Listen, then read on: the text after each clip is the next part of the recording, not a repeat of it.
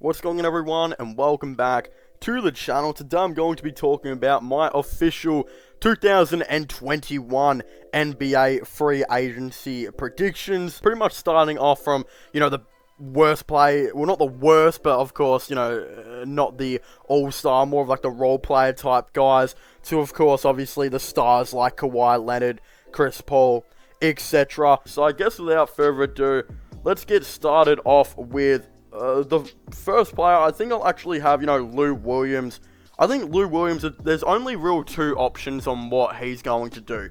I believe he will either retire, as he's mentioned before, it looks like he really was looking to potentially retire if he got traded, of course. He decided to give the Hawks another chance, and I think that's paying off. Look how good they're doing in the playoffs, but hey, I think what will happen is, I think just because he is, of course, he's played in Atlanta before, I believe he actually really liked Atlanta, and that's why he decided to give it, another go. I think he'll actually re-sign with the Atlanta Hawks. I don't think he'll retire. I think he'll play one more season. Again, at the time of making this video, the Hawks are still in the playoffs. They're currently playing the Sixers in Game 6, so I don't even know what's going to be potentially happening there. But hey, I think Lou Williams will potentially re-sign. Of course, he's had a very, very good playoff, series for them. Like, if Trae Young was struggling, Lou Williams would come in and help out and add some extra scoring. And seriously, I feel like this guy just doesn't miss. Like, Lou Williams is such an accurate shot creator. It's absolutely insane. And the fact is, he's 34 years of age, which is really crazy, to think about. That even in this season, look, he didn't have as good as a season as last year where he averaged 18 points. But this year on limited minutes, still 11 points, 3 assists on 40% from 3. Pretty decent stats if you ask me. Alright, moving on now, we've got Derrick Rose. I think this is a pretty obvious one. I also think he'll be re-signing with the New York Knicks. Although, I do think it will be a little bit of a late re-signing, because we do know New York are really looking to, expand their free agency. They're really trying to get 2 stars. I believe they said it's 1 through signing and 1 through trade, so they'll probably sign DeMar DeRozan and go out and try and trade for like a Damian Lillard or a Karl Anthony Towns. Something, like that will probably happen. And I think this is the first time in a while the New York Knicks have actually been, inclined to go out there and sign some free agents. So, again, that's really cool by them.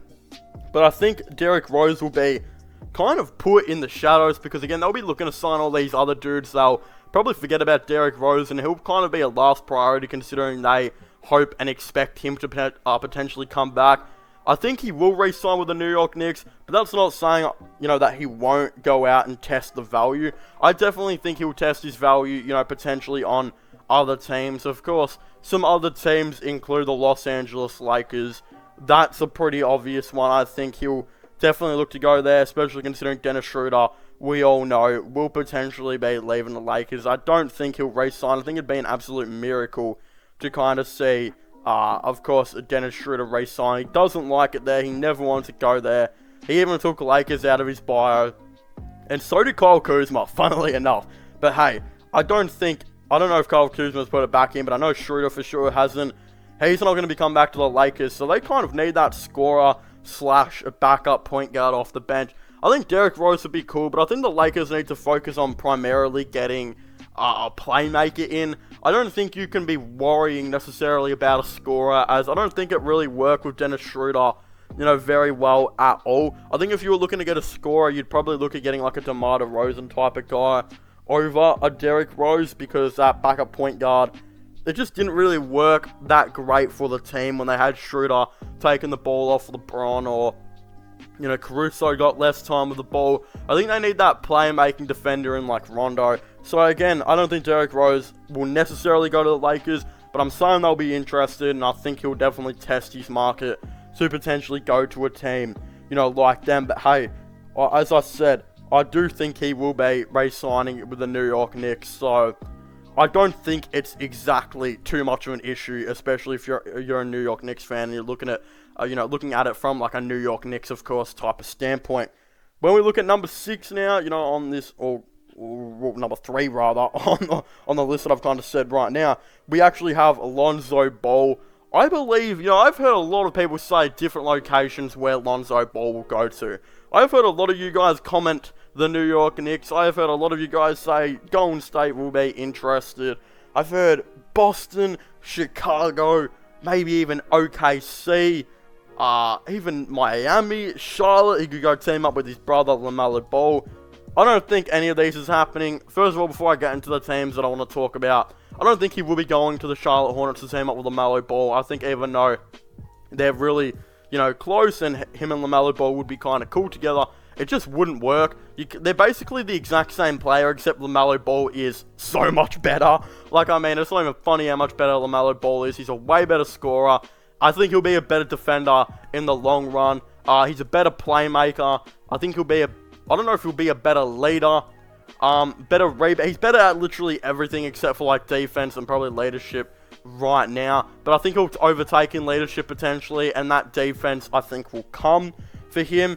So again, both those players, you can't have the same two big playmakers on the team together. I don't think it works. I think Rozier and LaMelo work really well because one's a shot creator and one's a playmaker. So I really like that, by the Charlotte Hornets. But then when we look at Lonzo Ball, again, I'm ruling out the Charlotte Hornets. I don't think he'll go there. But where I think the most favorite option for him to go to, I think would be the Chicago Bulls. I think they would be the most perfect team to get Lonzo Ball. And you might be like, well, they already have Kobe White. They've already got a point guard. Why would they go out and get another point guard? That's the thing. Kobe White should not be the starting point guard for this team. If you have watched the Chicago Bulls play, you would know he probably looks to be like a high scorer type of dude off the bench. And I think, what will eventually happen is he'll be moved to the bench. He'll still score the same amount, probably get the same amount of assists and rebounds and, 36% from three that he's been doing. But I just think he'll come off the bench and be the backup point guard / shooting guard. And this team really needs some defense. There is no defense whatsoever. You got Kobe White, Markkanen, Vucevic, and LaVine all in the starting five. None of them are good defenders at all. The best out of all four of them would probably be Kobe White, and he's not renowned to be a good defender. Again, you got Patrick Williams, who's a good defender on that starting five. But you need another dude. I think they'll let Larry Markkanen go, and then of course they'll bring a defensive power forward or just a power forward. That's a two-way. Everyone knows that. They'll probably do that. But then I think what they do is they desperately need a playmaker. Zach LaVine's leading in assists. Kobe White is not as good of a playmaker as what everyone's, claims to be, that he is. I don't think he is at all. I think if you bring in Lonzo Ball, you fix two things. Defense and playmaking, which you both don't have. You bring in a really nice defender and a really nice playmaker who will not take shots away from Zach LaVine and Vucevic. If you keep Kobe White in the starting lineup, he will take shots away from LaVine and Vucevic, which I don't think you necessarily want. They should be your primary, two players that will be shooting quite a bit. Then you'll obviously have Williams as a more catch and shoot dude, and I think you'll have a two-way power forward. I just think Lonzo would be so much better in the starting five, but I also believe that Lonzo Ball could potentially be looking at the Boston Celtics, where I think he would also be a really, really good match for that team. I could definitely see him having a pretty good career with Boston, as well as they've already got enough shot creators. Now that they've gotten rid of Kemba Walker, they do have one less shot creator, so now they just got Jaylen Brown and Tatum, but those two are some of the biggest shot creators in the league, so you can't be taking shots away from them. So I think getting Lonzo Ball puts the ball in his hands, but he's not going to take shots away from them. He's just going to be a really good playmaker and defender and only score when he needs to. I think that's the way. And then, of course, you got Fournier, a catch-and-shoot dude, in there as well. Marcus Smart, who will probably come off the bench, not going to take shots away from anyone. Peyton Pritchard, who will come in and be a shot creator, I think, off the bench. And even Jabari Parker as well. But they're probably not going to be taking much shots off Tatum or Brown either. And then Horford comes, in the team too, and be a really nice role player. So, yeah, it makes the most amount of sense, I think, for Lonzo to go to the Bulls, but I think the Celtics would be a really good second option for him. Now, next up, we have Norman Powell. I think he will re-sign with the Portland Trail Blazers unless they decide to blow up the team. If they decide to, of course, trade away Damian Lillard and CJ McCollum, which, hey, could potentially, happen eventually. Who even knows?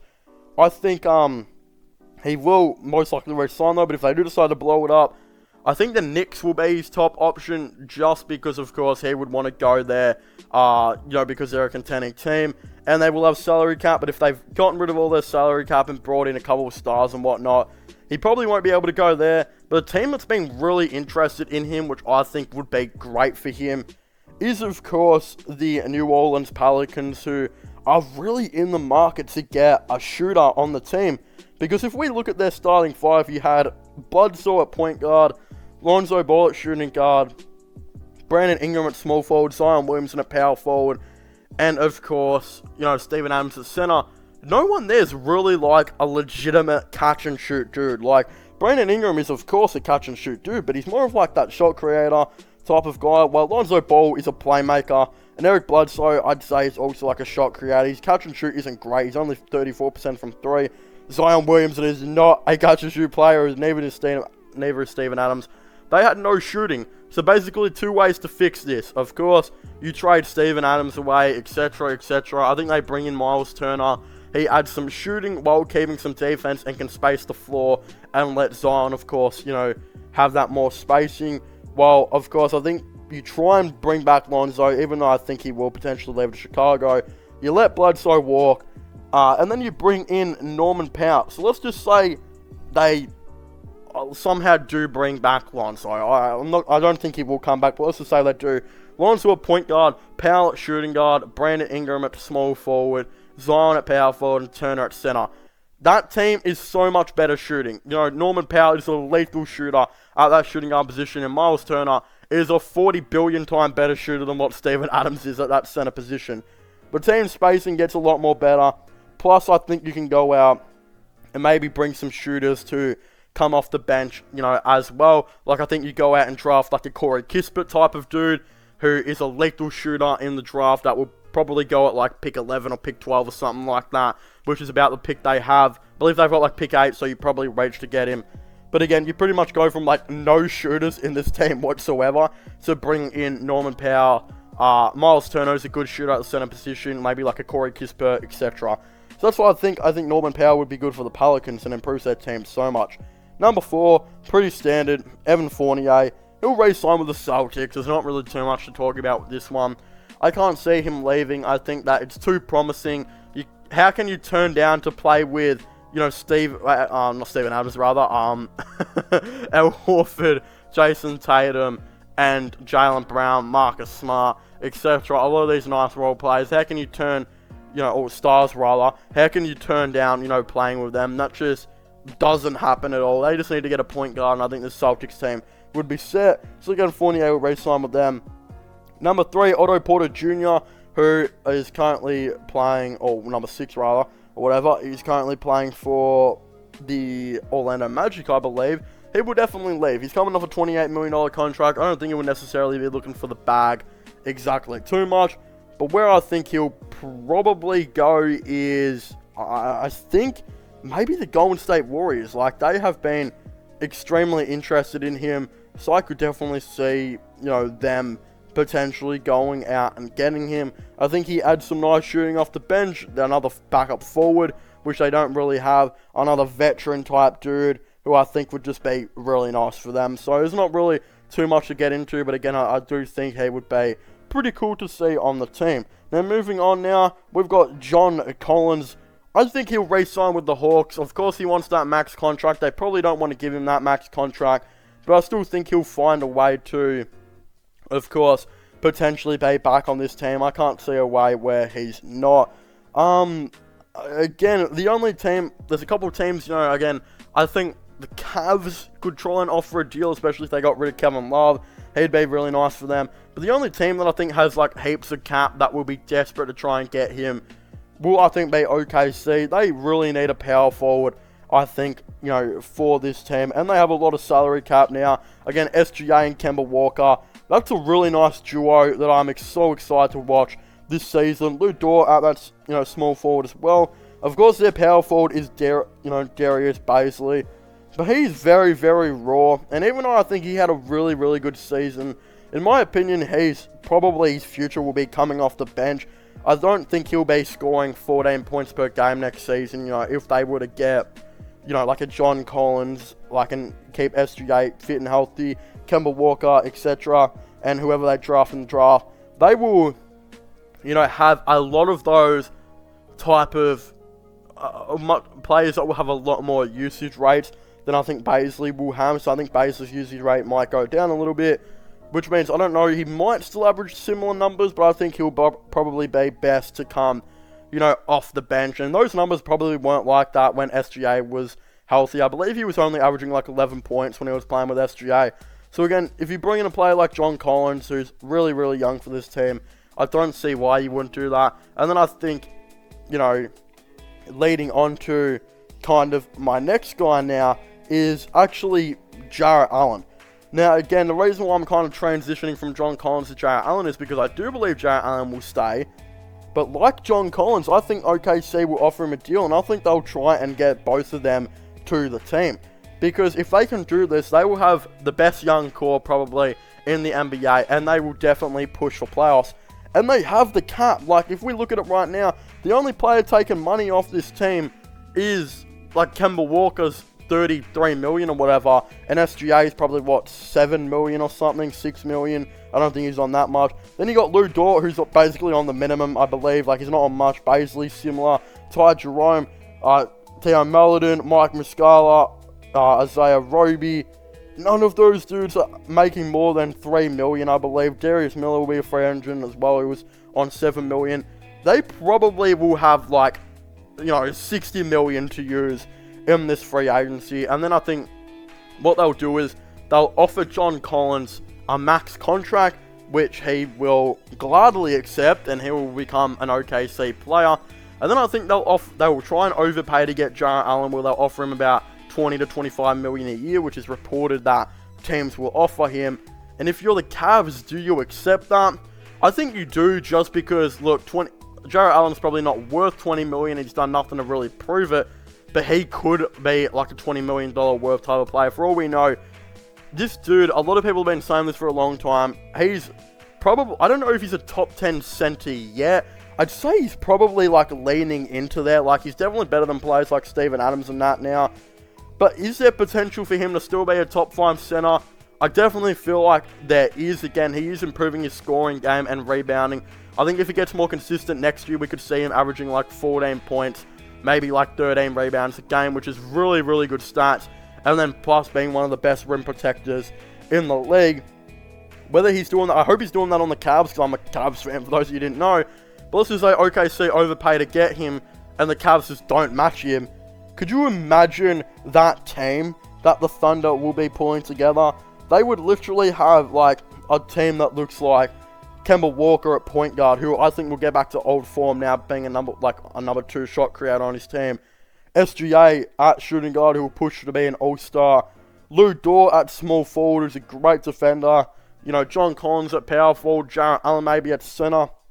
Well, off the bench, you'd have Ty Jerome, Theo Maledon, Darius Bazley, Mike Muscala, and whoever they go out and draft. Again, this is a really interesting team. They can somehow make this all work. But who even knows what's going to be happening when it does come to that. Moving on now, we've got Kelly Oubre. I think Kelly Oubre re-signs with the Golden State Warriors. I don't know really where else he's going to go. I know he didn't really fit in with the Warriors, but I think he needs to accept that. That's probably going to be his role in the future, is playing that Andre Iguodala role, which just makes a lot of sense for him. So I think he'll accept the role maybe, but he probably still knows if he gets in the right system. He was on a road to maybe being a fringe all-star when he was playing for Phoenix. People forget how good his season was with Phoenix. They were literally coming back in the bubble. They were one of the best teams in the whole entire, kind of bubble type area. They won literally every game. And I believe Kelly Oubre, before the bubble, I can't remember what he did in the bubble, but I know before, he was starting to average 20 points per game and was looking like a literal threat. He was one of the best two-way players in the league. Will he get back to that form of being a near all-star type of player where he averages 20 points per game and being one of the best two-way players in the league? I guess we'll have to kind of wait and see. That season was incredible for him. If the Suns kept him, I think they would be even better than what they are right now, which is crazy to think about. Where he goes, I'm not exactly too sure. I still think he'll probably maybe look to re-sign with Golden State, but a part inside of me also thinks that he wants more than that, and if there's a team out there looking for a small forward that will let him do what he wants to do, he will probably go there. But with the number 10, I've actually got Tim Hardaway, and I've actually got Tim Hardaway re-signing with the Dallas Mavericks. I know there has been a little bit of interest, from New York and the Miami Heat at various stages of the season. New York dropped off a little bit. Apparently, Miami are still very much, there. But considering he had an exceptional, elite playoffs with Luka Doncic, especially in the first round, obviously with, of course, against the Clippers, it was really, really insane for him. I don't expect to see him leaving it at all. I think that they're really interested in looking to trade away Kristaps, which means they'll have so much cap. Like, other than Luka, they don't really have guaranteed money to any player, so Tim Hardaway's probably going to get a lot of money from the Dallas Mavericks, and again, he'll most likely re-sign there. Of course, as I just said, the Miami Heat will be there. They will be waiting. They will most likely offer up a contract. So I do think they desperately need a scorer off the bench. I just think it's pretty obvious that, the Dallas Mavericks will most likely be the favourites to, of course, sign him. Now, moving on to Dennis Schroeder. This has been a player that a lot of people have been talking about. And in my opinion, I can say this as I see it. I do not think Dennis Schroeder is re-signing with the Lakers. I think that, the people who are saying he'll most likely re-sign are obviously hopeful, Lakers fans or some Dennis Schroeder fans that potentially think that that's the perfect fit. Of course, in my opinion, I don't think it's the perfect fit. I think he's made it quite vocal. He does not want to be on the Lakers. Before he got traded there, it was rumored he said that he wanted to go to a smaller market team and that he just wanted to play on small market teams throughout his career. Of course, that's why he signed with OKC, in the first place. Of course, he looked like he has barely tried with the Lakers throughout the season. He had terrible playoffs. He knocked back a huge extension. He does not want to stay with the Lakers, and that's putting it quite simply. A team that has picked up a lot of traction real recently is actually the Phoenix Suns. And some people might be like, well, why would he go to the Phoenix Suns? Are they going to have enough cap to kind of make this work? And the reason a lot of people are saying the Phoenix Suns could be the team, and I've actually got them as the team I think could be the favorites to get him right now, is because it looked like Dennis Schroeder really, really enjoyed being the sixth man on OKC and actually playing behind Chris Paul. It seemed like they had a great connection, a huge bond, and that there is even potentially some interest from Phoenix that they might even potentially want to sign Dennis Schroeder. And I think, considering they haven't had a super big scorer off the bench throughout the whole entire season, of course, Campaign turned into an absolute god somehow against the Lakers. I don't expect that to be consistent. I still think they need a scorer off the bench. I think everyone can agree Campaign's probably not going to do this for much longer. I think Dennis Schroeder would be absolutely perfect, and this team has tried a lot of real small ball lineups under Monty Williams, having Jay Crowder at power forward, Mikal Bridges at small forward. None of these guys are really, tall or above average height for their positions. They're all, either pretty average or kind of playing small ball. We've seen Dario Saric even play some small ball center here and there as well. I think, how awesome would it be? No team is probably going to be stopping Dennis Schroeder, Chris Paul, and Devin Booker. Could you imagine those three on the court together? Considering we saw SGA, Schroeder, and Paul work out absolutely insanely, I definitely think that Booker and Schroeder and Paul could work out really, really well as well. So I think they'll go for it. The other team I could actually see, which no one's actually talking about, which is really bizarre to me, is the Indiana Pacers. The reason I think the Pacers could actually be interested in Schroeder and could potentially get him is because it's reported that Lakers are very interested in Miles Turner. Of course, if Miles Turner does get traded to the Lakers, it'd probably be maybe a sign and trade, player would get traded, which I could see Schroeder getting traded for Miles Turner. I think Schroeder would love it in Indiana. He can go back to his six-man position, which I think he does want to play, and I think he knows that's his best spot. I feel like the only reason he wanted to start in the Lakers was to piss them off, because his Lakers run was just a disaster. And then again, Indiana are a small market team. So again, I've got pretty much Dennis Schroeder. I think at the time, I probably got him right now going to Phoenix, and I think Indiana could be a possibility. unfortunately, the thing is with Dennis Schroeder, there haven't been exactly too many teams that have been interested in him at the time of making this video. Now, moving on to a more easy one with the number 8 spot I have is Lowry Markkanen. This is pretty obvious. I think he's going to sign with the Dallas Mavericks. They have been very highly interested in him, and there was a rumor he actually spoke to people around him, and a close source did actually say that he is very much set on joining the Dallas Mavericks in free agency, and there is no way the Chicago Bulls are going to, match the offer, because Vucevic and Markkanen, it just doesn't work. It was never going to work, and I think they know this. So I think them bringing in Vucevic was pretty much the see you later, I guess, to Larry Markkanen. So that's pretty obvious. I think Larry Markkanen is definitely one of the big favorites to go to a team that's kind of almost set in stone now. I think, yeah, if Larry Markkanen's not back at the Bulls, he'll be playing for the Dallas Mavericks next season. Moving on to number 7 now, we got Goran Dragic, and I think it will come down to what Miami do. If, of course, Miami accept his team option, he'll be staying in Miami, unless it was a sign and trade, which I don't think it'd be. There have been rumors they are looking to accept his team option and sign him to an extension. I don't know, though, because that team option's actually about $19 million, which is absolutely ridiculous. So in my opinion, I actually think they're probably going to decline that.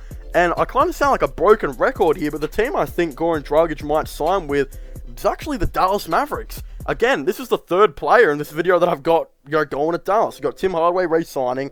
Larry Markkanen has been very interested in going there, and it's been rumored that Goran Dragic has been interested in going to Dallas for the last couple seasons. And for those of you who didn't know this, a couple of years ago, before Heat actually got Jimmy Butler, there was a confirmed trade where Dragic was going to the Mavericks, but the trade fell through on the last second. Not just that, there's a lot of European players on this Dallas Mavericks teams, and I've heard somewhere, I think some of us have heard this as well, that, of course, Goran Dragic reportedly has a close bond to Luka Doncic.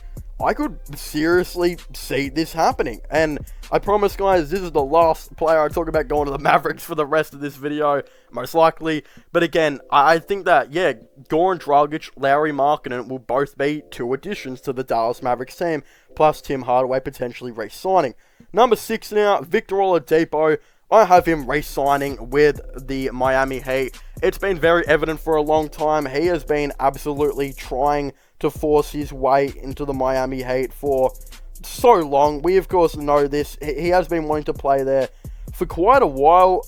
He basically requested a trade from Houston when he looked like he was going to leave Indiana. It was reported that he really wanted to go to Miami.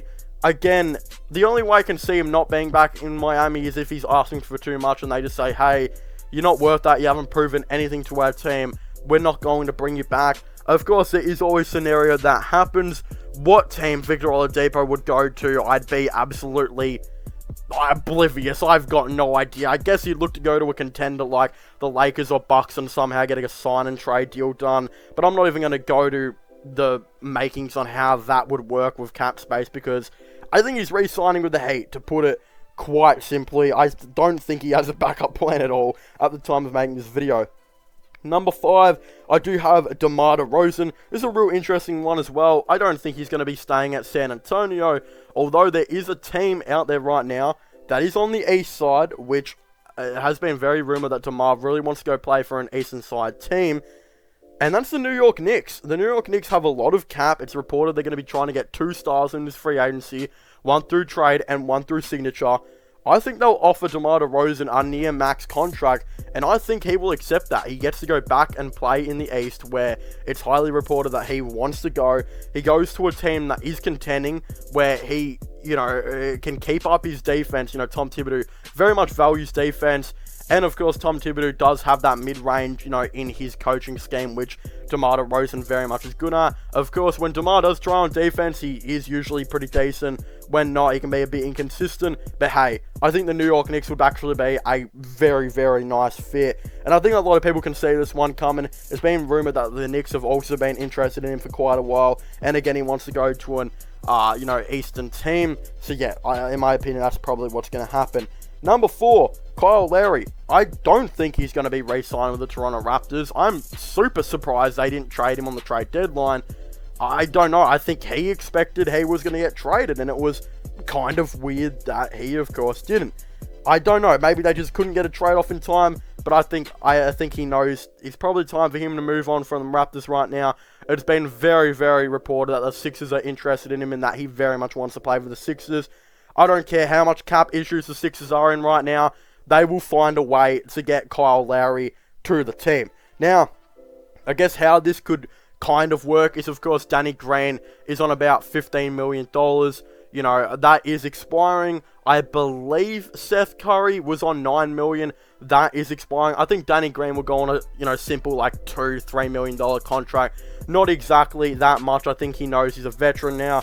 He doesn't need the money. He'll probably re-sign very cheap, which will leave about $12 million. I think Seth Curry will probably sign on something similar. Of course, he's definitely worth a lot more, but when you're playing on a contending team like this, I think he'll know to, of course, take a pay cut. And then again, the Sixers, they will have Mike Scott, who will be expiring as well, who's on about, I think, $5 million. Look, they're probably going to have like a $20 million sign and trade type thing they can probably work out. Look, Kyle Lowry, I think he knows that for this all to work out money situations, he's probably going to need to take a pay cut. But I think because he wants to go to Philly reportedly that much, which I believe is where he's actually from. I can't remember if he's from Pittsburgh or Philly, but I know it is Pennsylvania, and I think he does, of course, want to go there. He's been interested in him. They've been interested in him. It will be interesting to see. I think he'll take a pay cut to get there. And then, wow, a team like, you'd have Lowry at point guard, Seth Curry at shooting guard, small forward would be Tobias Harris, power forward Ben Simmons, Joel Embiid at center. You'd have Danny Green coming off your bench, who's still a really nice role player, Shake Milton, so many other players. They'll probably bring back Dwight Howard. If the Sixers don't win the championship this year, because at the time making this video, they are in the second round against the Hawks, then they'll be a big, team to potentially try and win it, of course, next year.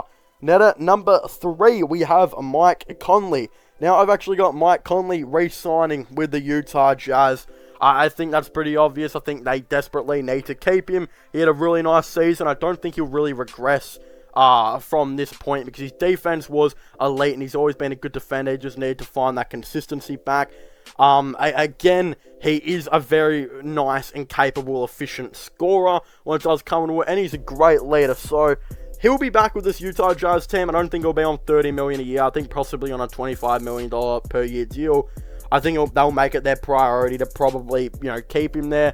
Unless they want to play Donovan Mitchell at point guard next season, which I just don't think Mitchell's a good enough playmaker to be able to, potentially do anything like that. So I can't really see, a situation where that happens. I just think, Mike Conley will get back. The only issue is Utah Jazz, who recently overpaid, of course, a couple of their players quite a bit very, very recently, especially Rudy Gobert, who's on I think $40+ million a year. You don't want to make that same mistake with Mike Conley. I don't think Mike Conley deserves more than $30 to $35 million a year. That would be absolutely outrageous. I think he should be on $25 million. He should know to maybe take a pay cut this time of his career, especially if he wants to contend with this Utah Jazz team. So it'd be pretty silly for him, I think, to go on more than $25 million. But with how this Utah Jazz has overpaid some teams very, very recently, look, who even knows? It could possibly happen. Number 2, we do have Chris Paul. This one's a really, really hard one because at the time making this video, they're in the playoffs right now. They're in the second round. I can't remember who they're playing. I think it's Utah. I don't even know. But whoever they're playing, I think they'll do pretty well against, of course, at the time making this video. A game hasn't been played yet. But Chris Paul broke news when he declined his player option. I don't even know. It was like a $44 million player option. It was reports that he will be declining that, which is crazy. A lot of people are saying he's going to leave the Phoenix Suns, but I just can't see it. I think he'll re-sign with Phoenix. I think this team is too good for him to leave, considering, they'll be able to have Devin Booker on the max. I think Paul will obviously go on a very, very convincing max contract. Some people are saying there's no way a team signs him for more than $30 million. Let me tell you this right now.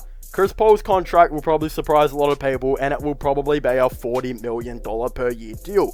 And the reason I'm saying this is because if Phoenix don't offer it to him, another team will. Chris Paul is that valuable to, an NBA team. He can literally take a, trash team to the playoffs. He is one of the most underrated players in the NBA for so long.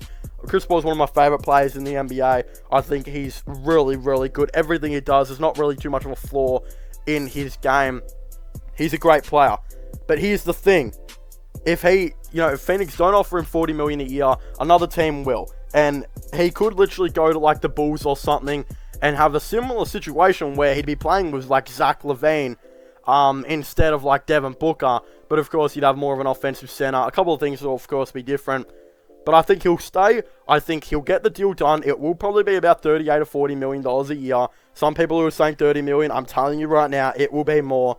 I'm pretty sure at least. Devin Booker will continue to be on the max. I think DeAndre Ayton will get re-signed to a near-max contract, if not a max contract. And then Mikal Bridges will probably get about $15 million or so a year. And then I think they will really go and have a look to go on a sign and trade and maybe get a player like Dennis Schroeder to add some scoring off the bench. I think Darius Saric, who's on about $10 million per year, he'll probably get traded. And I think this year, considering they didn't bring in too many veteran players, I could really see a lot of veterans coming to this team now. I'm talking about players like Trevor Ariza, etc. Not necessarily Trevor Ariza, but role players like him, like maybe an Andre Iguodala, these older veteran type role players. I think Phoenix will start to get a lot more of them very, very soon. Now, moving on to the number one, the one that everyone's been waiting for. Kawhi Leonard. Will he go to the Warriors? Will he go to the Knicks? Will he go to the Heat? I have him staying with the Clippers. I'm sorry to, kind of hype it all up, but I think Kawhi Leonard will not 100%, but 99%. He'll stay with the Clippers. He moved to California for a reason. He didn't choose the Clippers, because they were like such a great team to play for. Even Clippers fans will probably agree on that. Yes, they had a cool season, but Clippers have been known to sometimes be a disaster for a long time. He chose them because they were his LA team, they were a California team, and it made sense for him to go there. Not just that, he convinced the team to go out and get Paul George, and they traded away an arm and a leg to literally get Paul George, which is crazy, but they got him. I don't think he'd leave them, especially after all they've done for him and after the, loyalty they've given him, because they have tried their hardest to actually make this team good. They've just had some bad luck here and there. I guess what you can say is at the time of making this video, they're going to Game 7. They're still in the playoffs and the Lakers aren't. Who knows? I guess we'll find out. I think it's tomorrow that they'll beat either the Mavericks or they'll lose to the Mavericks. When this video comes out, they will probably either be in the second round or they'll be eliminated. I guess we'll have to wait and see. But again, it will be very, very interesting. I think the most likely team to get Kawhi, though, is probably the Warriors, just because they're a California-based team. But the Heat, I don't think so. And the New York Knicks, everyone's been suggesting New York. I don't understand. Why would he go to New York? He's the type of dude that really, really hates the spotlight. The only reason he's in LA is because that's where he's from. I don't think he likes the spotlight at all. And I think in New York, he'd get a lot of that. So I just can't see it happening. In Miami, does Kawhi look like the type of dude to party till 4 in the morning in Miami? I don't think so. That's not who Kawhi Leonard is. I just can't see it happening at all. But again, I do think the New York Knicks is not going to happen. The Heat are not going to happen. The Golden State Warriors probably not going to happen. But if there's anyone to go to, it'd probably be the Warriors. But I do have Kawhi Leonard re-signing with the Los Angeles Clippers. But of course, if you haven't already, make sure to leave a like and subscribe to the channel for all the latest NBA content and NBA news. Of course, don't forget to subscribe to my gaming channel and my IRL/vlogging channels. And don't forget to check out my podcast as well if you haven't already, which I will link in the description down below. But as I was saying, thank you guys so much for watching this video. Make sure to leave a like, subscribe, and comment, and I'll see you guys next time. Goodbye.